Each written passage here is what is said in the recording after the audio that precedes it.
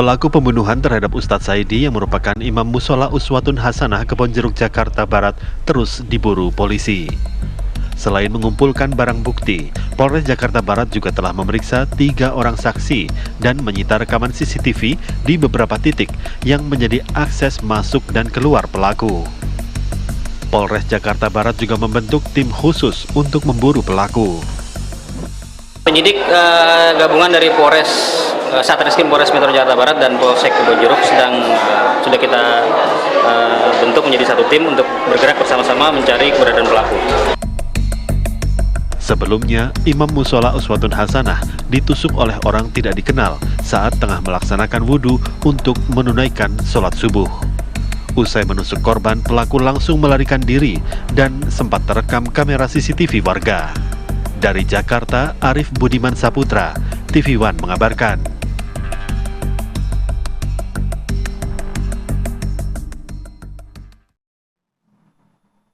Ya, pengejaran terhadap tersangka yang menusuk hingga Imam Mushola ini tewas terus dilakukan hingga saat ini. Informasi terbaru akan disampaikan rekan kami dari Jakarta Barat, ada Faris Naufal. Faris, apa informasi yang bisa Anda gali dan disampaikan pada pemirsa setia TV One?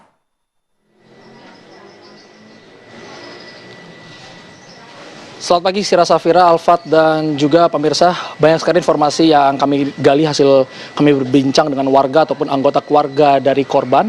Karena memang beberapa waktu lalu warga di Jalan Pesing Garden RT 4 RW 8, Kelurahan Kedoya Utara, Kecamatan Kebonjeruk, Jakarta Barat digemparkan dengan kasus penusukan Imam Mushola Uswatun Hasanah, yakni Ustadz Muhammad Saidi, oleh seorang pria tak dikenal yang langsung melarikan diri setelah melancarkan aksi penusukan tersebut. Dan korban meninggal dunia akibat dari penusukan ini, Sira, Alfat, dan juga pemirsa. Dan tadi hasil kami berbincang, banyak yang kami gali, termasuk bagaimana kondisi saat ini di Jalan Pesing Garden, lalu seperti apa saat anggota keluarga menemukan korban pertama kali setelah ditusuk. Jadi seperti ini kronologi hasil dari penjelasan tadi, Sira, Alfat, dan pemirsa. Saat itu Kamis 16 Mei, ba'da subuh, korban sedang berwudu, ingin bersolat subuh, tepat di tempat wudu yang berada di dalam sini, dalam pintu biru ini.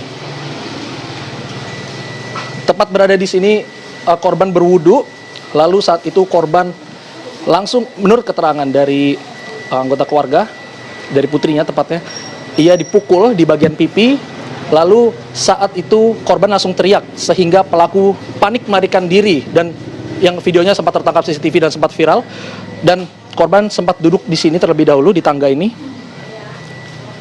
Saat itu posisinya, pemirsa, memang tidak ada orang karena untuk melaksanakan sholat berjamaah, semua kegiatan sholat berada di atas, di lantai 2. Saat itu memang korban sedang sendirian karena korban teriak, banyak warga yang keluar termasuk putrinya, dan putrinya mengatakan saat itu korban hanya mengadu ia dipukul di bagian pipinya, namun ia belum menyadari bahwa ada luka tusuk. Bahkan putrinya yang menyadari korban bahwa ia mengatakan, "Pak, itu punggungnya kenapa? Itu ada darahnya." Akhirnya korban baru menyadari luka tusuk tersebut, dan korban langsung masuk ke rumahnya yang tidak jauh dari musola ini, Alfat, Sira, dan pemirsa. Ya, pintu ini. Korban langsung masuk ke sini. Tak lama tergeletak dan langsung dibawa ke Rumah Sakit Geraha Kedoya oleh anggota keluarganya, tepatnya mantunya. Dan di sana ternyata tidak dapat diselamatkan, korban meninggal dunia, lalu jasad korban kembali dibawa ke sini, ke kediamannya. Tak lama pihak kepolisian melakukan otopsi di Rumah Sakit Polri Kramat Jati. Dan setelah proses otopsi selesai, jasad dari korban ini segera dimakamkan di TPU Rawakopi yang tak jauh dari Mushola Uswatun Hasanah ini. Dan juga hingga saat ini memang pihak kepolisian sangat mengandalkan keterangan dari saksi yang sejauh ini, menurut informasi yang kami dapat dari Kapolres Jakarta Barat, sudah ada 3 saksi dimintai keterangan, lalu juga berdasarkan video rekaman CCTV untuk mengungkap identitas terduga pelaku, yang saat itu di video terlihat terduga pelaku ini sedang lari begitu ke arah tempat kamera berada. Dan juga pihak kepolisian telah mengirimkan juga tim khusus ini dari unit reskrim Polres Jakarta Barat, dan juga dari Polsek juga ini telah diturunkan tim khusus untuk mengidentifikasi pelaku, baik itu motif ataupun penyebabnya juga segera akan dikuak oleh pihak kepolisian. Dan juga tadi kami berbincang, Pak, bagaimana ini setelahnya? Siapa yang menggantikan posisi korban? Karena korban ini merupakan tertua, dapat dikatakan sepuh begitu, Syira, Alfat, dan pemirsa. Namun hingga kini anggota keluarga yang sementara menggantikan, karena ada anggota keluarga yang memang lulusan dari santri juga.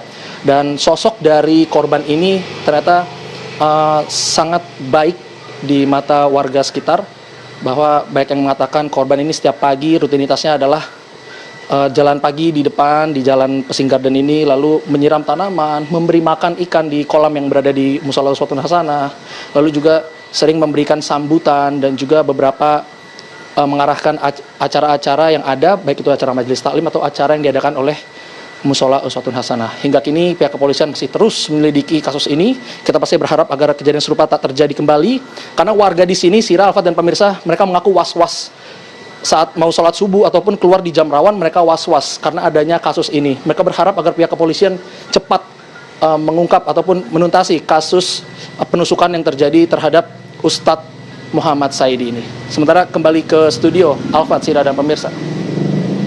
Ya, Faris, kalau kita lihat CCTV yang beredar kan ini terduga pelaku terlihat wajahnya begitu. Apakah ada warga yang setidaknya mengenali atau setidaknya pernah melihat sosok yang mencurigakan ini sebelum kejadian misalnya?